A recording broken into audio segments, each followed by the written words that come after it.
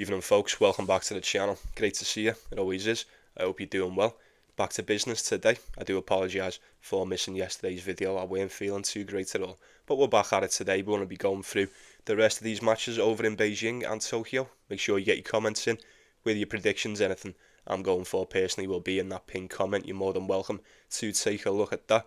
Take it if you want, leave it if you must. It's entirely up to you. The choice is yours. Do not feel obliged. But do like the video, if you'd be so kind, get yourself subscribed to the channel if you're not already. We continue to grow each and every day, nearly at 2.8k now folks, so get yourself involved. It would be an honour to welcome you to the team. But now that's out the way, quick recap, time for the recap. How did we manage yesterday? Did we win? Did we lose? Did we just come close? Most importantly, did we enjoy the matches? No dice for me. I thought Bublik was gonna redeem me against Adrian Marozsan, but no. No, sir, he had different plans. Fair play to Marozsan, he looked fantastic, he really did. And then Shoshin Makoro on the spread. That was doomed from the start. Doomed from the start. Ain't going to let it put me off. Absolutely not. You know me, I ain't one to judge myself over the matter of 2 days or even a week at that fact. Keep hammering the nail. Go again today. See if we can do some damage. Get yourself involved, share with the group, let me know how you got on. And we'll waste no more time with it. Let's get right into business, folks. Let's get it on. Right then, first off, Jensen Brooksby. Luciano Darderi. It's a tough one. It's a tough one to call. It really is. I've got a weird feeling about this. I have a strange feeling about this matchup indeed. At first glance, I said Jensen Brooksby.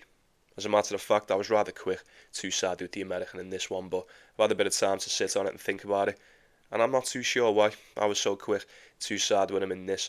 I was kind of basing it on the belief that, I don't know, maybe I thought Jensen Brooksby's a bit more suited to the surface. Maybe, dare we say, he's a bit more trustworthy when it comes to hardcore tennis. He ain't been that good on it this year, I'll give him that. 7 wins, 8 losses. It's not too great. 23 and 19 on the season. Oh, it's like for what it is, for what it's worth. It's an achievement in itself. He missed the entirety of last season. Went 5 and 2 in 2023. So fair play to the lad for coming back and putting in a decent hustle for the most part. But 7 and 8, it's not that promising. It's not that promising. Luciano Darderi, it's the same thing, same story every time when it comes to hardcore tennis and Luciano Darderi. I always say I do believe there is a hardcore game that resides within the Italian. I do think he possesses the majority of the tools that you would need in order to thrive on a surface such as this. We just ain't really seen it. Ain't seen it that much. Not at a consistent level, not at a high enough level. That's a fact. Both of them, although they managed to win in straight sets in the first round, neither one really looked great. Neither one set the world alight, I'll be honest with you. Jensen Brooksby got past Hugo Humbert. A version of Hugo Humbert who looks like the shell of the person he once was. He is half the man he used to be, as Paul McCartney would say. And then Darderi getting past Nishioka. I mean, what even is that? What is that? I think we can safely say there's 2 months left, folks. We're nearly at the end. We're in the home stretch now. If you were going to beat anyone this season on the main draw, if you were going to beat anyone in the main draw, you were going to beat Nishioka. I'm not that surprised Darderi beat him. I'm really not. Although it was anything but easy. For what it's worth, I would kind of have to take a little bit more from the win against Hugo Humbert. I always would. Whether it's a 50% Hugo Humbert or whatever, he's still a lot better than Nishioka. That's a fact. I don't want to take anything away from either one. I really don't. Especially Brooksby, coming into that one as a dog. And he actually looked alright. He looked decent. I'm just trying to compare the two. I don't really think... I don't know whether it's just me or not. I'm not so convinced that Jensen Brooksby poses that much of a threat in the power department, whereas Luciano Darderi, although there's a lot left to be desired when it comes to hardcore tennis. If I can say anything about this guy, he's very aggressive. He can be very aggressive. Now, sometimes I always say that it can go against you, depending on how you handle it. More often than not, it can go against you. You can come out and be over aggressive, but he possesses the power. He could definitely come out and be the aggressor and push the pace in this one. I suppose I wouldn't be that surprised if he was to nick a set or ultimately win this one. That's what I mean. So I've went from thinking, yeah, Jensen Brooksby straight off the bat to maybe Darderi could just nick this one. I don't think it's as cut and dry as what I first thought. As far as the price, call it 1.55, 1.6 for the American. Did I expect him to be a favourite? Absolutely. How big of a favourite? I'm not too sure. I suppose I can't really complain with a 1.6, right? I mean, did we expect this to be split down the middle? Probably not. Probably not. I think 1.6 is probably about right on this. Do I trust it? I wish it did. I wish it did. Because I feel like in hindsight, Jensen Brooksby at 1.6 may just be a perfect, well, the perfect parlay piece. You'd only need something small to go on top of that, if anything. 2.4 for the Italian. Now, there's a bit of cash coming in on Darderi at the moment, folks. I'm not too sure why. I don't know. I'll say I'm not too sure why. This really does seem like a bit of a coin flip on paper. It does. What are we going to get from either one? What will we get from either one in this? I couldn't really tell you. I don't want to sit here and just think that the previous opponents made these look 10 times better than what they actually are. But maybe. We'll definitely find out anyway. Who am I going to go with? No idea. I'd lean towards an over. Maybe I could see a tie break in this, and maybe just we approach this one from a different angle. Maybe just go for a tie break. I'd lean towards an over. I don't see pure dominance from either one. I really don't. I feel like it could come and go. Couple of back and forths. I don't really know what one does a hell of a lot better than the other. You know what I mean? Should be an interesting match. Should be a decent match. I think we've wasted enough time on that one though, so we'll move on to the next one. Right, the next one is Brandon Nakashima and Martin Fuscovics. Looking forward to it. I'm looking forward to this. I think we could be in for a close one. I'm expecting a competitive matchup here. I really am. I've been impressed with Martin Fuscovics. He's looked decent. He's been decent on the hard court all year. He really has. I mean, 19 wins, 4 losses. That's fantastic. That's fantastic. Got himself a couple of titles as well. One was on the Challenger earlier on the season. I think that was in mid-Feb. And then most recently in Winston-Salem. He's been very good. 19 and 4. That's better than most. That is certainly better than most. 18 and 12 for Brandon Nakashima is also very, very good. Safe to say we kind of know what we're going to get from a pair of these when they both turn up. Fuscovics did have to come through qualifying. Weren't too sure how he was going to look, with the transition over to the Asian swing, but qualifying was too easy. And look, I mean, to say qualifying, he took out Filip Mislic and Matteo Arnaldi, both in straight sets. Filip Mislic 6-3, 6-1, and then Matteo Arnaldi was 7-5, 6-2. I tell you what, I've seen worse qualifying runs than that, haven't you? I've seen well worse qualifying runs than that. It's decent. And then bumped into Big Foe. Obviously going to be a bit of a step up. I say a step up, not like it was an impossible task. Obviously he's more than capable of taking out the likes of a Francis Tiafoe. But compared to Mislic and Arnaldi, Big Foe was going to be a tougher task. And he delivered. He delivered. Fuscovics dropped that first set. And then whatever happened. He unleashed a demon. He unleashed a monster on Big Foe after that first set loss. He really did. 6-1, 7-5. Have a bowl at that. Have a bowl at that, mate. And then as for Bienach, I think we were, I'd say impressed. I'd go as far to say impressed in Chengdu last week, getting to the semi-finals. It was more than what he'd done for quite some time. We were saying Bienach had struggled to string together back-to-back wins for quite some time prior to the Asian swing. Ended up getting past Xiang, getting past Marcus Garon, and then he bumped into Alejandro Tabilo, which, in hindsight, it's probably the best loss you could have had last week, so no shame in that. Fairly decent performances, strong displays, decent hardcore game. Bienach's a decent player. And then coming over to Tokyo, gets put in against Jordan Thompson, who he pretty much always beats, and he barely beat him. As a matter of fact, I think Jordan Thompson I feel like his body just sort of gave in on him. It's a shame, it really is. 2 tiebreakers, and then was it a 6-2? Am I remembering? Yeah, 2 tiebreakers, and then 6-2 in the third for Brandon Nakashima. Not so convincing. I thought it may have been. Not easier. Jordan Thompson's no joke. But he ain't really been in the best of shape this season, has he? Let's be real. I kinda have to take more from the win against Big Foe from Fuscovics. Even just the current form of Fuscovics over in Tokyo, over that performance and win over Jordan Thompson for Brandon Nakashima. Is he going to win back-to-back games again? He was struggling to do so for 3 or 4 tournaments on the bounce before we came to the Asian swing. He has just done it. I would have to assume Martin Fuscovics is going to be a bit of a tougher draw than the likes of a Marcus Garon or a Jerry Xiang, and especially a Jordan Thompson. I'll be leaning with Fuscovics on this. I would have to lean with Martin Fuscovics. Now, he is about 10 years older than Brandon Nakashima. Whether that's going to mean anything today or not, I'm not too sure, but it's just food for thought. Well, close enough, 9 years anyway. Played each other once before, 5 years ago, means nothing to us. In this one today, that was in the Cincinnati Masters. Fuscovics fucked them up 6-2, 6-4. And he's an underdog as well. Getting Martin Fuscovics, even money dog. I don't know. Is it just me? Any takers? Any takers on Fuscovics today, folks? Even for the set? Martin Fuscovics just for the one set as a parlay piece. I suppose I'd be leaning towards Fuscovics to get this one done, folks, for what it's worth. So you do with that what you will, and we'll move on. It's going to be Ethan Quinn and Holger Rune. I'll be going with Holger Rune in this. I'd be very tempted to take Holger Rune today as well, if I'm being honest with you. He's been fairly decent this year. 30 wins, 20 losses. It's alright, it's not as good as years gone by. 49-26 last year, 45-26 the year before. 16-8 on the hard court. Did get himself that title in Barcelona ever since that.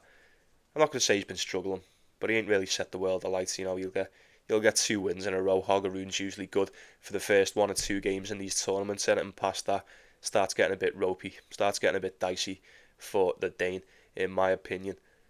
But he should be beating Ethan Quinn, if you'd ask me. I do believe Holger Rune should be beating Ethan Quinn today. Although he's been decent, you know me as well, I'm quite a fan of Ethan Quinn. I've rated this guy all season, I've been a big supporter of Ethan Quinn, and I think he's looked decent since we've come over to Tokyo. I mean, shit out of luck last time in Chengdu. Ran into Marcus Garon, didn't stand much of a chance. Come over to Tokyo, had to come through qualifying. Dropped the first set to Matteo Bellucci in the second round of qualifying, had to come back and see that one through. That's exactly what he'd done. And then he turned up as a dog against Alex Michelsen and made that one look quite easy. Got that one done with relative ease. 7-5, 6-2. Happy days. So he's a decent player. He really is. Holger Rune. He didn't really have much trouble against Medjedovic. If we're being real, tie break in the first, 6-1 in the second. It is what it is. Not a lot of form coming into this tournament. That was his first match over on the Asian swing as well. He looked alright. He didn't seem to struggle. Kind of hit the ground running, you could say. Although I am a bit of an Ethan Quinn fan, you know, I will say I do respect the game of Ethan Quinn. He's a decent player. He's got, you know, he's in the top 100 now, 81 in the world, and he definitely deserves it. We've seen more and more of this lad in the main draw, and rightly so. Coming through qualifying, looked good. Beating Alex Michelsen, looks decent. I don't know about you, and it's nothing personal. Don't want to take anything away from the lad because I could be wrong. I'm not so sure. As a matter of fact, I just don't think Ethan Quinn is at that level where he's beating essentially top 10 players at the moment. I mean, whether Holger Rune, it looks like a top 10 player to you or not, you know, it's up for debate. He's 11th in the world. He's essentially a top 10 player. Is Ethan Quinn at the point where he's turning up and taking out the likes of these guys? I don't think so. Hey, look, prove me wrong. I don't mind. I'm all for it, but I couldn't go with him today. I couldn't expect him to get it done. They're more or less the same age. Holger Rune is 1 year older. He's a year older than Ethan Quinn, and based on what we know, and more importantly, what we've come to expect from the two, the ceiling for Holger Rune is much higher, much higher than that of Ethan Quinn at the moment, you have to admit. So I'd have to take him. What is the price? 1.4. It's a parlay piece. It is a parlay piece, providing you trust in Holger Rune today. I mean, that's probably as good as it's going to get, right? 1.4. Would you expect it? Did you expect that to be a bit steeper? Did I? I'm not too sure what I expected. 1.4. Maybe I should just shut up and not complain with that. Maybe I just take Holger Rune at 1.4. I'd be quite surprised.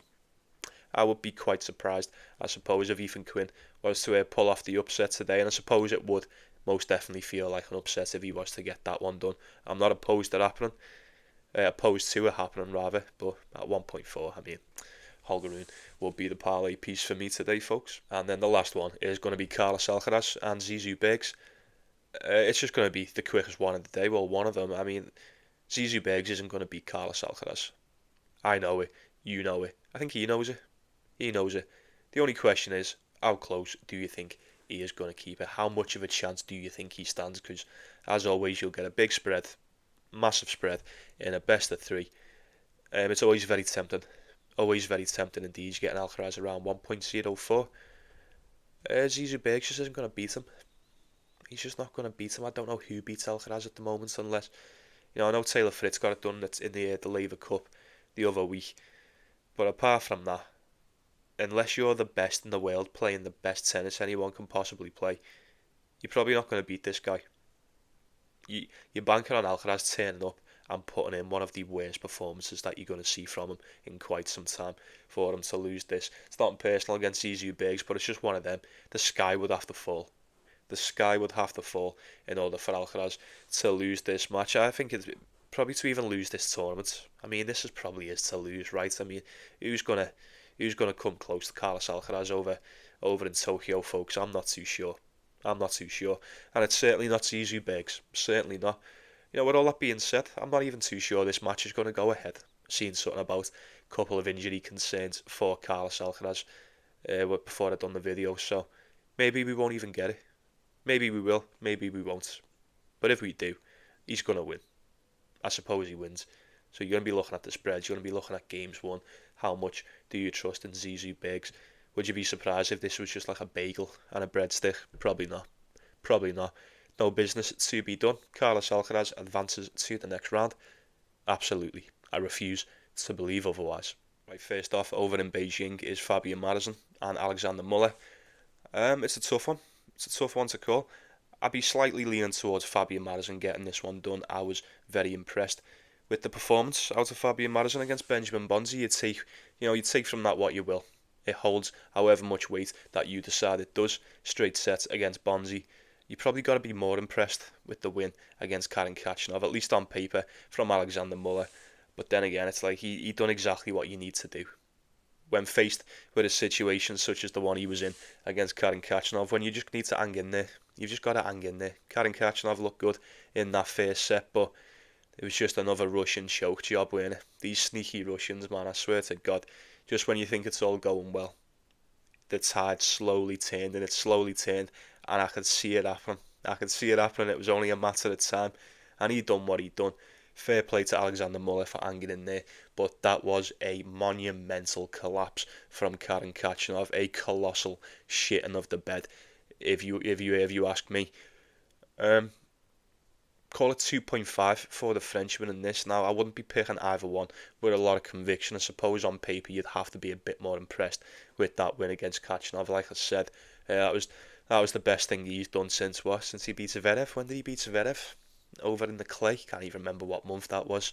Seems like an eternity ago. 12 and 10 on the surface for Alexander Muller. 11 and 10 for Fabian Marozsan. I feel like the majority of the damage done from both of these players, it's over on the dirt. I just think when it comes to hardcore tennis, I think the game of Fabian Marozsan, it might be a bit more suited to it. He might have a bit more suited game to the surface. Big save. He served well against Benjamin Bonzi. That forehand's deadly as well. He can blast that forehand, really hit through that. Definitely give him the power advantage in this one. If he can turn up and serve well, utilise that forehand, I feel like he gives Alexander Muller a tough time. I really do.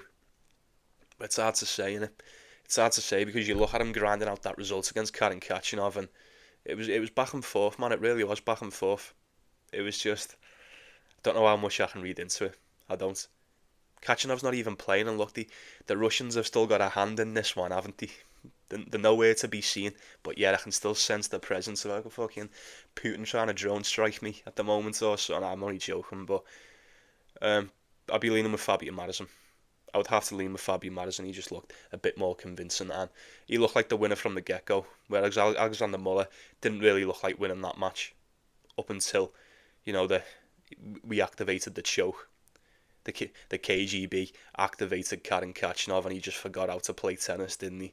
Yeah, it is what it is. It's a funny old game. Give me Fabian Marozsan or nothing in that one, folks. Right, next one, Cazaux and Mensik. Be a decent one. Could be a good game. Fairly entertaining. I'm expecting it to be anyway. Getting Mensik around 1.5. I'd say that's fair enough. He looked decent against Kekmanovic. I mean, you take from that what you will. There was one of them games early on that first set that took what felt like an eternity to get through. I didn't know what was going on, but ultimately Joachim Mensik was in control for the majority, if not the entirety of that game. So fair play. It was a decent performance as well.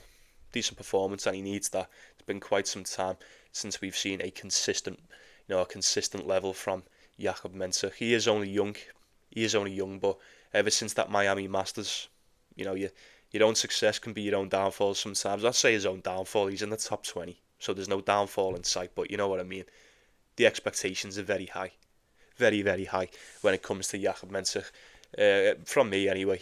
I expect a lot from the kid, I really do. I certainly expect a lot more from Mensik than what I do from Arthur Cazaux. At one point, I think it was the start of last season, I had high hopes for Arthur Cazaux. Was it the Australian Open or so? I'm not too sure. There was a point in time, maybe been last season, maybe been the season before, Arthur Cazaux turned up, kind of gaslit everyone to thinking he was going to be the next one of the big contenders.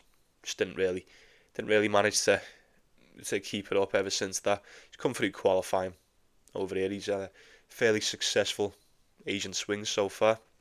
Went 1-1 last week in China, beat Arnaldi, got beat by Corentin Moutet, took a set off the pair of them. Well, so he dropped a set to Arnaldi and he took one off Moutet rather.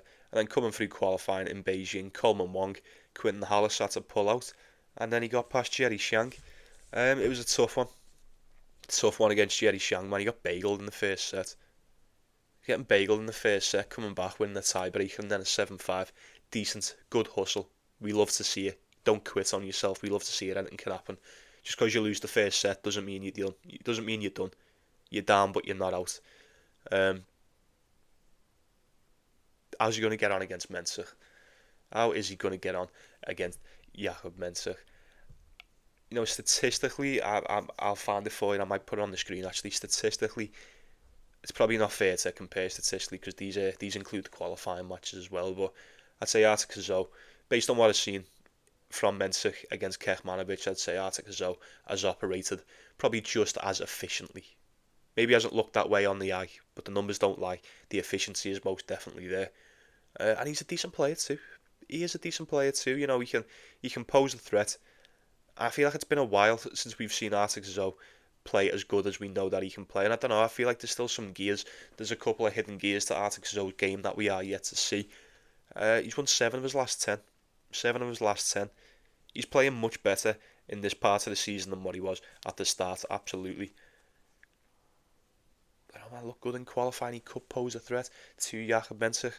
When was the last time you seen Mensik put back-to-back wins together in a tournament? I mean, he was 2 in a row there, but that's Davis Cup and Laver Cup. Let me just check. Let me just double check, and then we'll put this one to bed. Any takers anyone tell me off the top of your head without checking before I give you the answer? When did Mensik win 2 games in a row?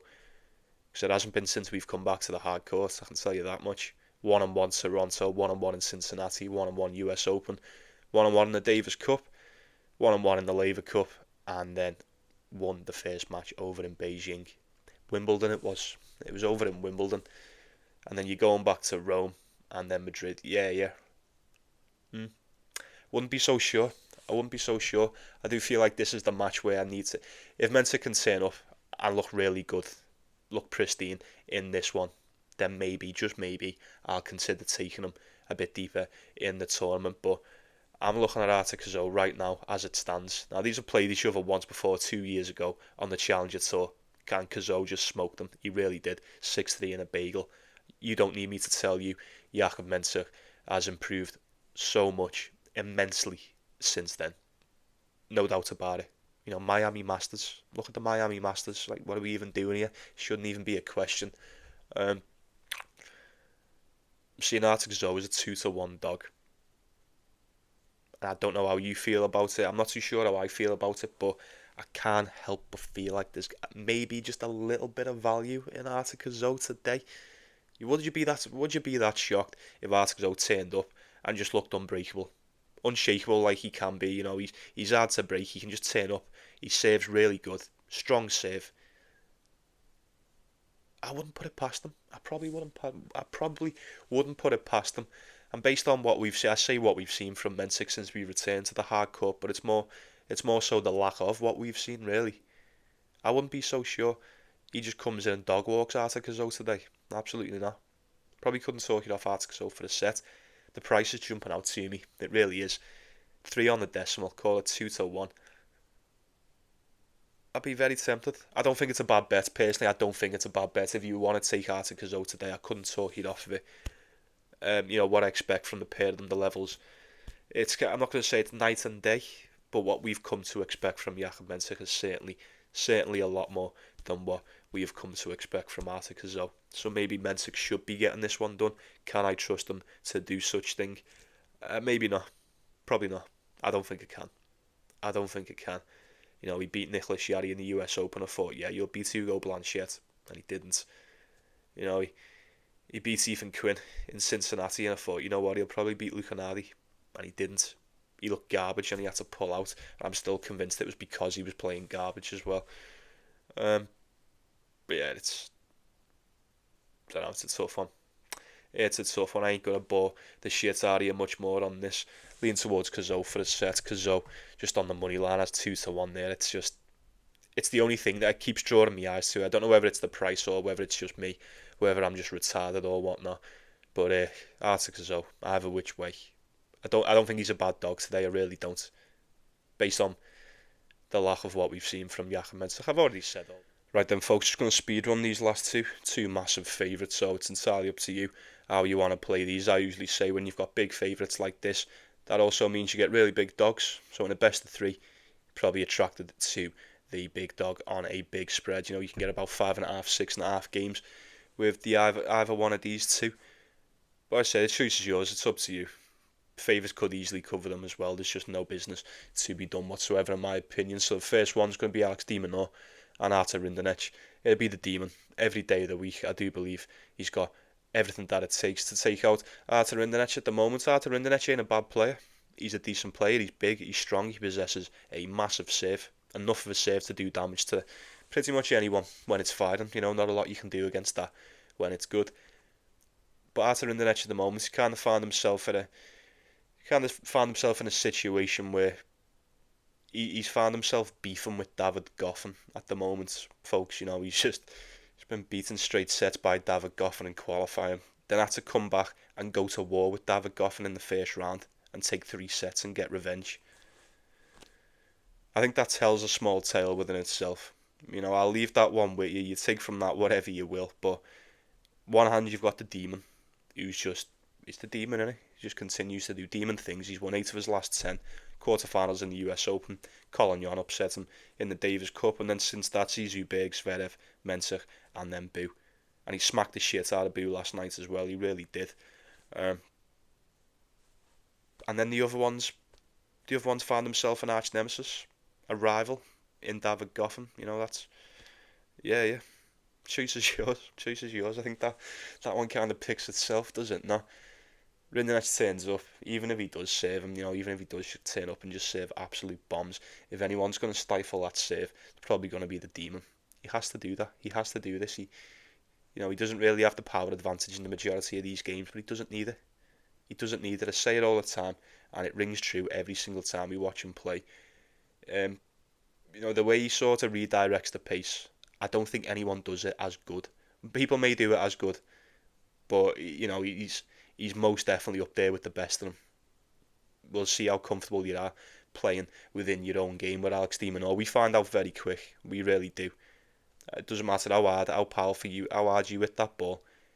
He will put that back in play just as quick to you, and we'll see how comfortable you are playing within your own speed. I feel like Rinderknech will most definitely fall victim to that today. I'm expecting the demon to win, but at 1.1 on the decimal, you do with that what you please.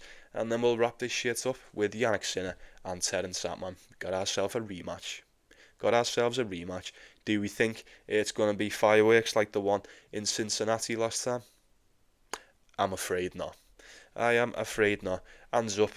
Who's sitting here? Who thinks Terence Atmane right now is playing as good as once Terence Atmane did in Cincinnati a couple of weeks ago? Yeah, me neither. I totally agree. I don't think he is. Although he's still doing good. He's come through qualifying for this. He beat Son. 2 tie breaks against Van der Sandschulp. Got past Sang. It is what it is. It is what it is. I'd love to give him a shout in this. He had a decent game against Yannick Sinner last time as well. Tie-breaking at 6-2. It's probably as much as what you're going to do. It's a hell of a lot more than what, a higher ranked opponents have done against Sinner anyway, so fair play to him. More of the same. More of the same in this one. Bigger beating. Worst beatdown. Yannick Sinner, 1.03. Yeah, I don't think Terence Atman's going to beat him. If he didn't beat him in Cincinnati, he's not going to beat him now, is he? Let's be real. Let's be real, folks. Yannick Sinner hasn't played a game yet. Well, I'd say he hasn't played the game. He's played the one game, pardon me, against Marin Cilic, but he may as well have not played the game. 6-2, 6-2 is against. May as well have played against the fucking bag of spuds or whatever. Look, that's neither here nor there. We're at the end now anyway. But getting to the final in the US Open, beating Marin Cilic, he's going to beat Terence Atman. He's just going to beat Terence Atman. We said about Carlos Alcaraz. Is this Terence Alcaraz? No, it's not. No, it's not. You're not going to beat Yannick Sinner. This guy is miles above anyone else.